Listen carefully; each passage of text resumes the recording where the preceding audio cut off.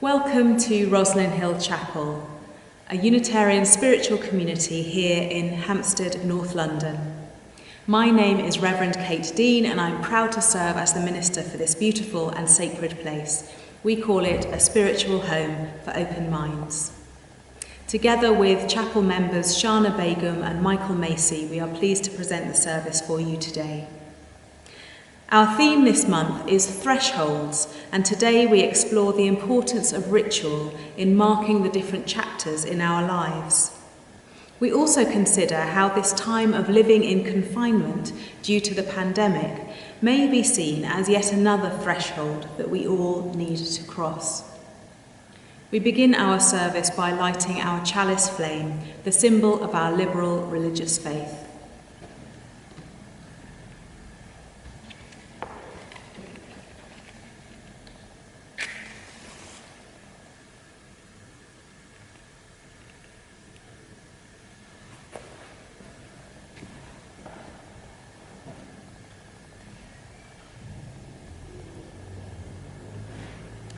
Our chalice words are a global chalice lighting in fellowship with the thousands of Unitarians and Unitarian Universalists congregations throughout the world. The words are by Donu Boy Gino of the Filipino Unitarian community.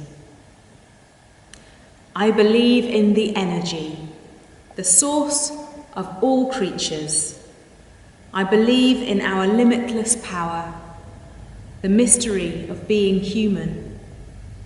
I am hoping your guidance will help me to discover my fears, doubts, and joys. That my fears become my strength, the darkness becomes my light. My greatest failure becomes my greatest achievement. Because as human beings, all things happen for a reason which mould and strengthen our personality. As my journey moves to the next level, may you bless my mind and heart to love and respect all existence in this world. Amen.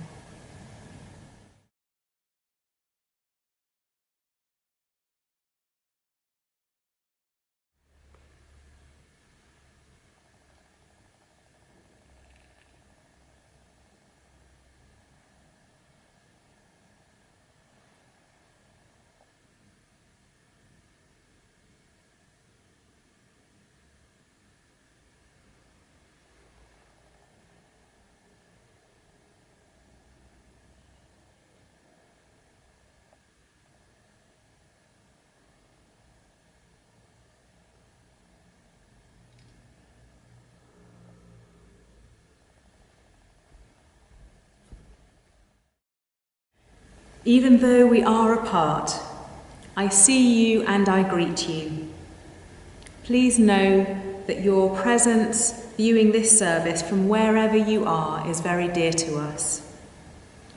We're so glad that you have chosen this Unitarian service to be part of your spiritual experience.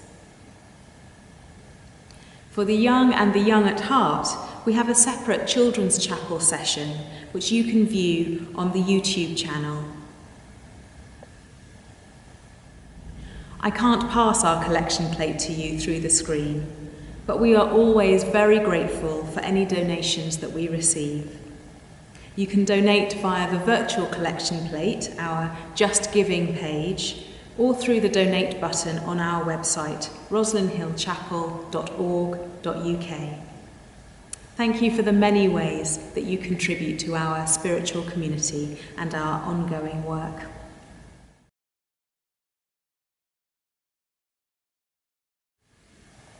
You hardly imagined standing here, everything you ever loved, suddenly returned to you, looking you in the eye and calling your name.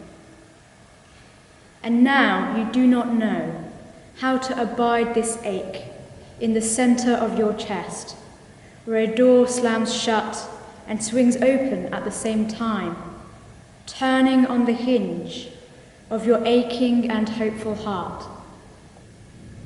I tell you, this is not a banishment from the garden. This is an invitation, a choice, a threshold, a gate. This is your life calling to you from a place you could never have dreamed. But now that you have glimpsed its edge, you cannot imagine choosing any other way. So let the tears come as anointing, as consecration, and then let them go. Let this blessing gather itself around you.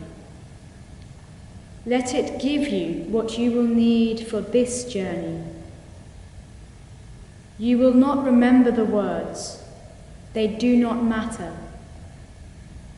All you need to remember is how it sounded when you stood in the place of death and heard the living call your name.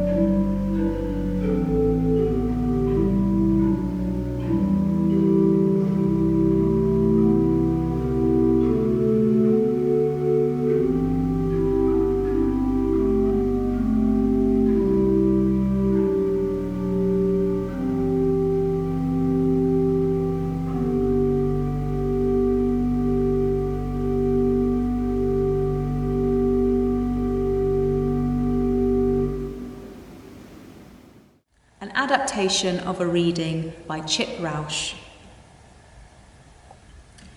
For those struggling to live under the restrictions due to the COVID-19 pandemic, we see you.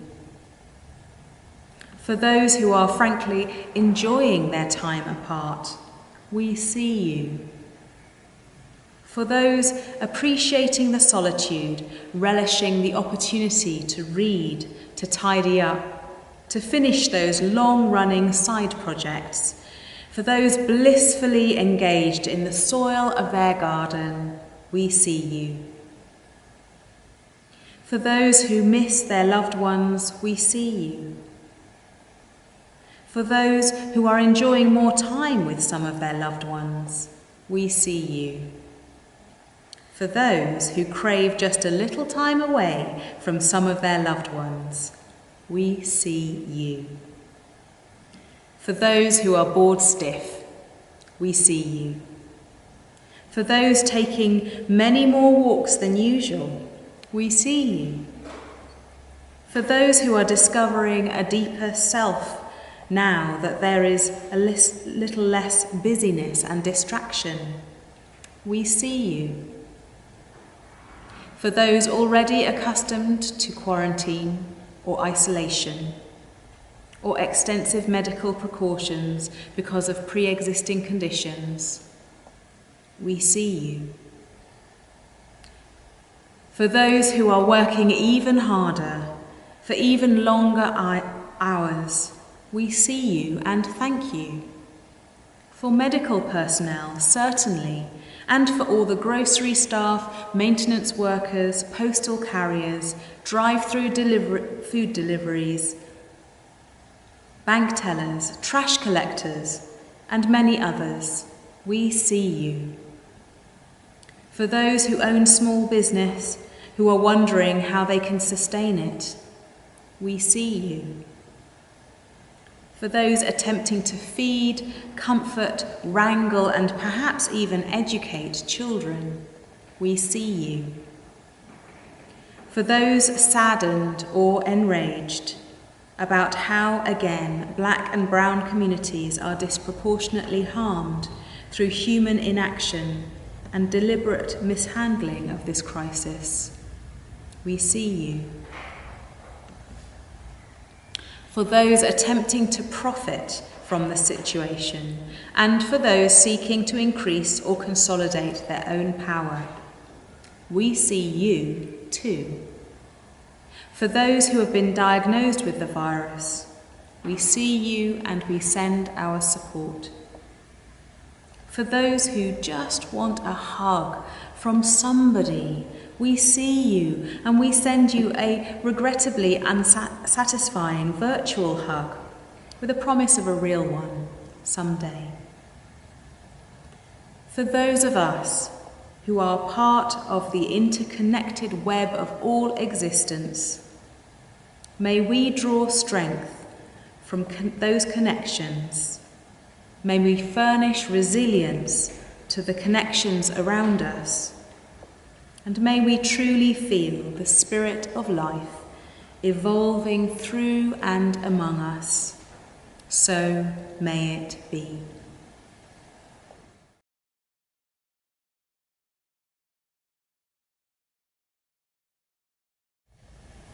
Spirit of life and love, God of our hearts, as we seek connection with someone, something beyond ourselves, we remain humbled by the awesome complexity of the universe, the miracle of creation, and the grace of the ultimate Spirit. In this time of prayer, let us give thanks for our community and our many gifts by naming our blessings quietly to ourselves in these moments of stillness.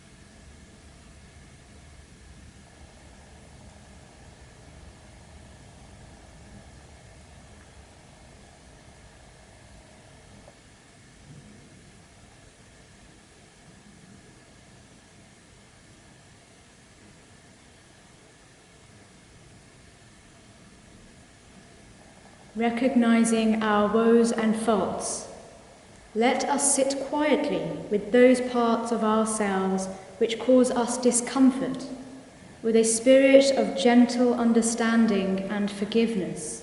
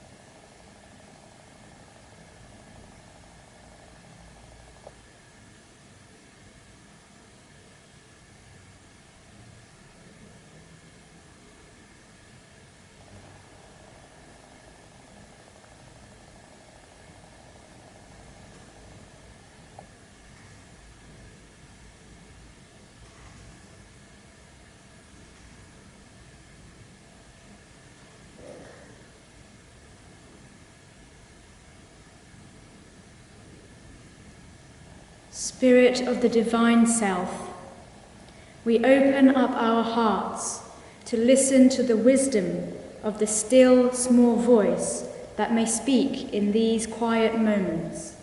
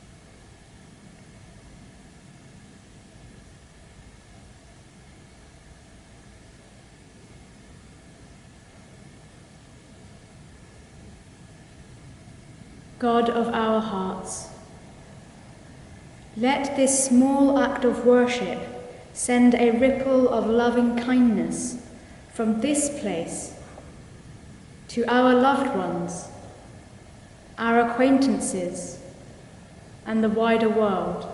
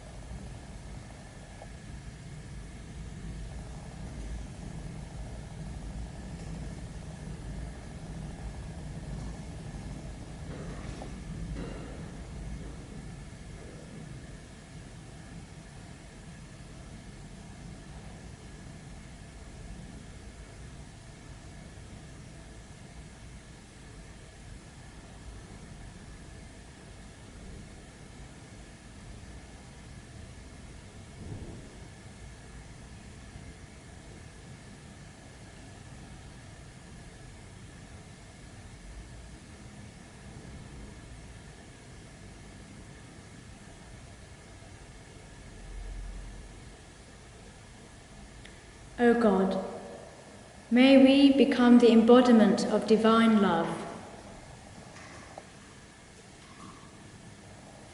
Blessed be. Amen.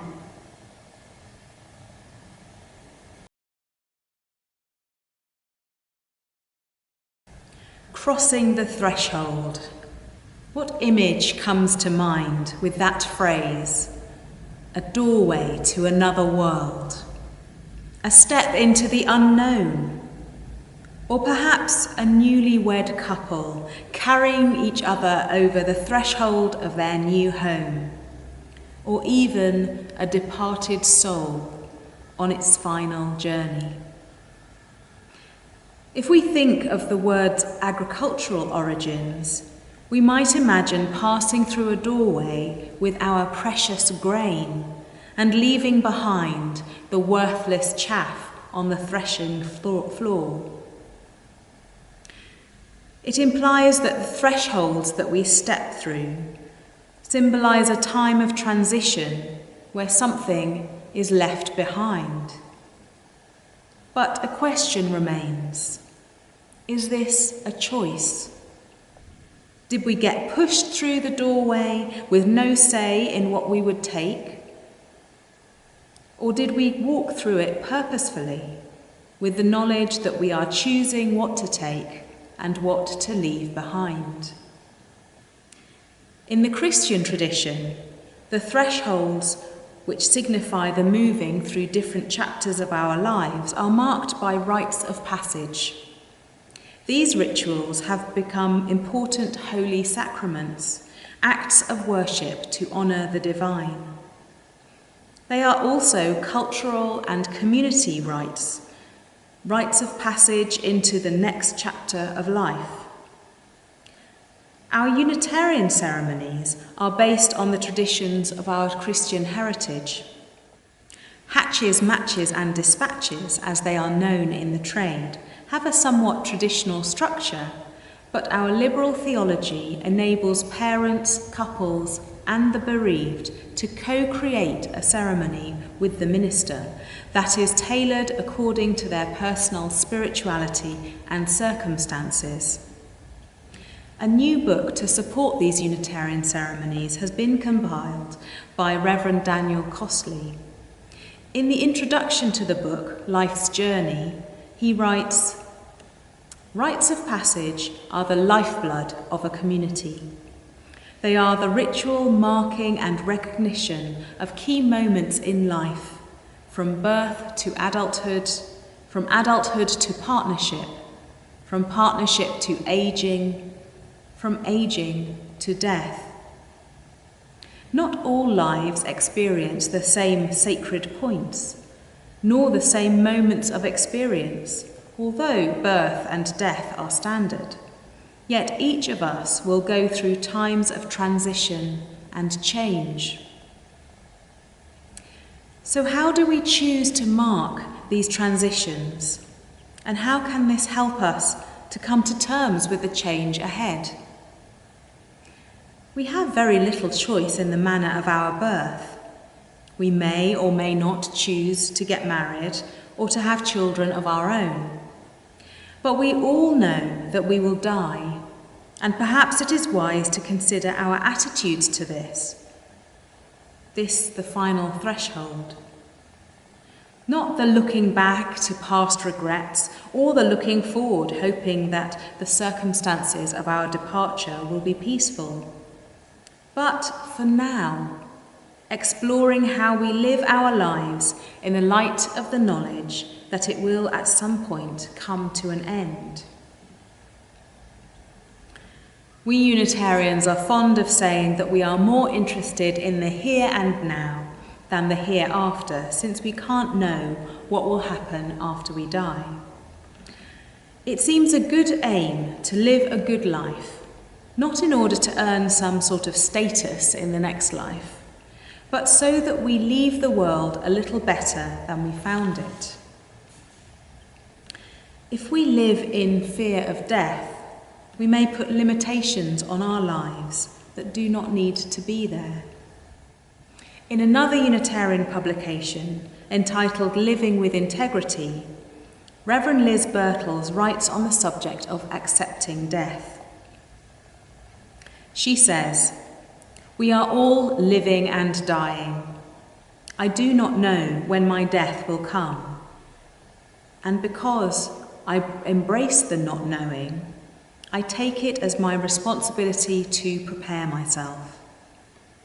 Just as I accept the precious gift of life in me, so I will accept my death. It may not be easy, some deaths are hard. But however it will be for me, I choose to be open to the mystery of it. I want to prepare for death, not in the sense of trying to be in control, but in the sense of being ready to live my dying, open to the vast unknown." Part of coming to terms with our death is to think about the ritual that might be held in our memory. I have found that it has helped grieving loved ones greatly if their dear departed had already chosen a favourite reading or a piece of music to give them a starting point for planning a funeral or a memorial service. But there's no need to give instructions about every detail. It's a better idea to leave some space for your loved ones to occupy their bereaved and hurting hearts with the task of creating a special ceremony for you. By looking at the role ritual plays in marking the chapters of our lives, we might learn how to cope with crossing the thresholds of our current crisis.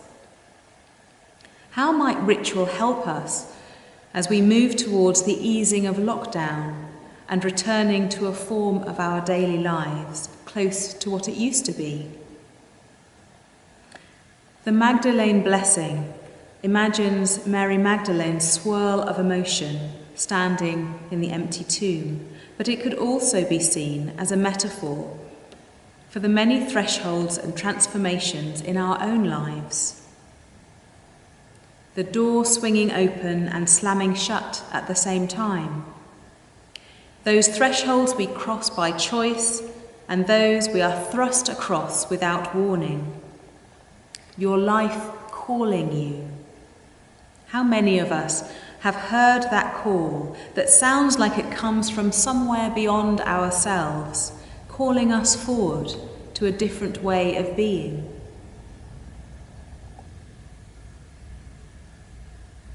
A door slams shut and swings open at the same time, turning on the hinge of your aching and hopeful heart. Later in the poem, Richardson writes, "This is an invitation, a choice, a threshold, a gate. This is your life calling you from a place you could never have dreamed, and now that you have glimpsed its edge, you cannot imagine choosing any other way."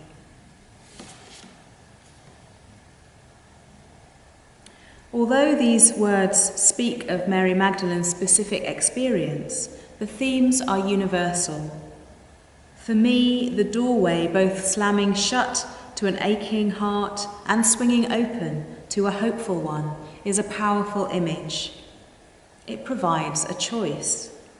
And once you glimpse your life's edge, it makes it a little easier to know what to do. This time of confinement can cause us to reflect. For some, it is a busy time, whether it's forced upon us or because we are motivated to do all the things that we have been putting off. For others, it is a time of great anxiety and inertia.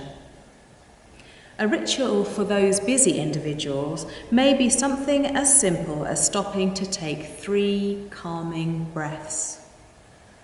For others, it could be more elaborate, calling on the religious tradition of your upbringing or current spiritual path, or something more open-ended, such as writing a letter to yourself or creating a small altar or shrine for prayer and meditation.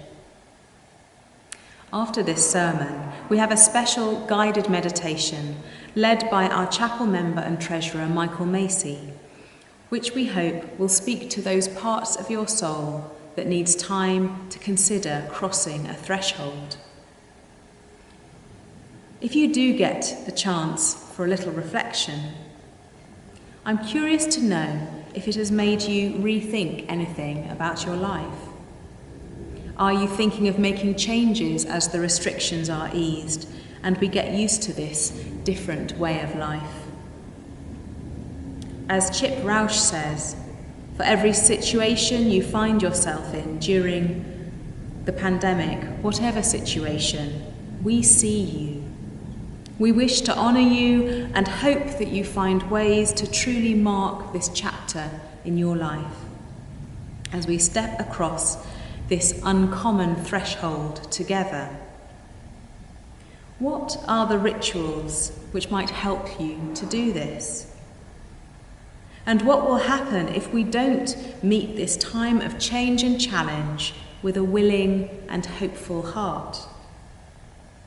There are sure to be some difficult times ahead, so we can use our days living through this uncommon time to pause and reflect on how we might meet future experiences, perhaps with ritual, or maybe just with a particular frame of mind.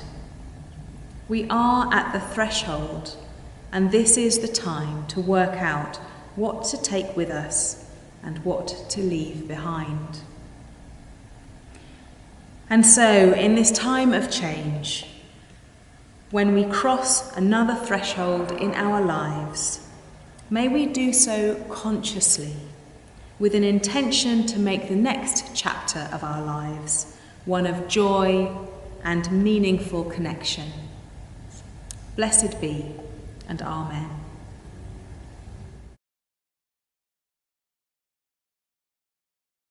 When I think about thresholds, I think about all of those doorways through which we pass during the course of our life.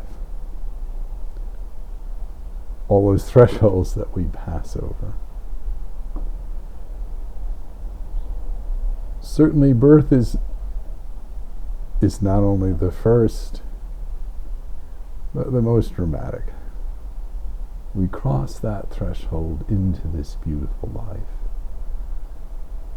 which is followed by a series of other doorways through which we pass.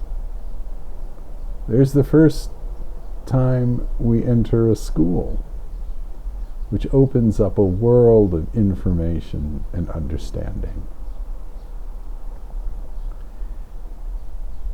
There's the airplane door through which we pass when we visit a new country for the first time, which opens up a world of experiences that we could not have imagined.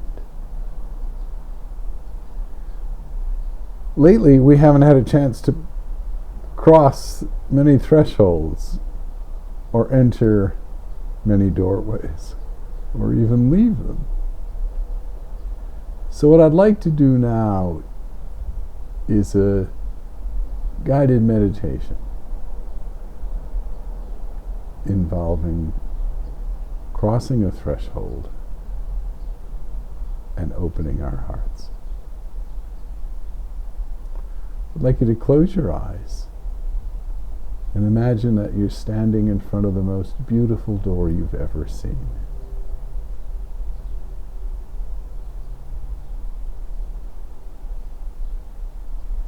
And you're amazed by the quality of the workmanship and the materials.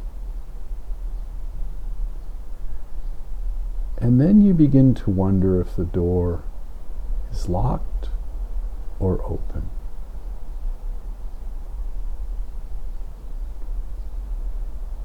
So you walk up to the door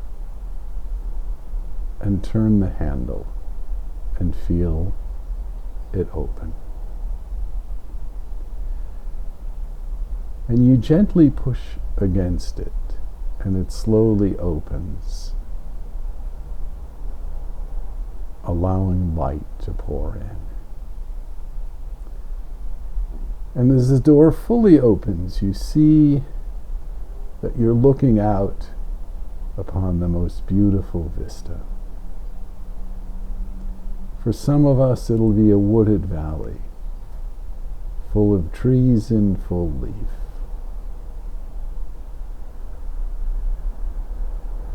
For other, it may be looking out upon the receding mountains, which are snow-capped. It may be gazing out to sea, smelling the salt air and hearing the sound of the waves.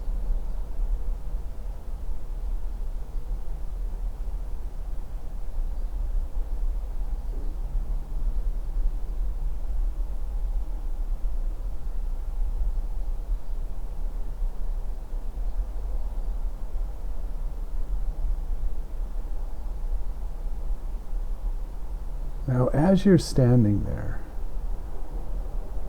gazing out at this beautiful scene, visualize a beautiful open archway in the center of your chest, in the area of the sternum. And allow the current or feeling of your breath to flow in and out of that arch.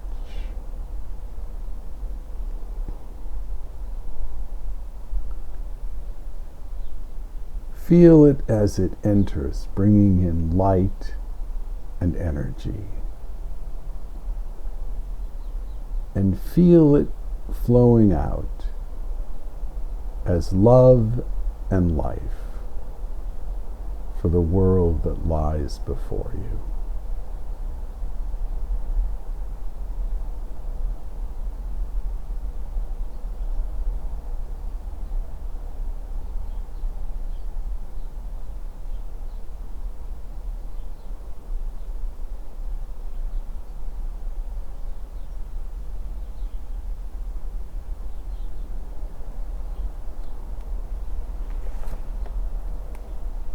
And you can practice this at any time.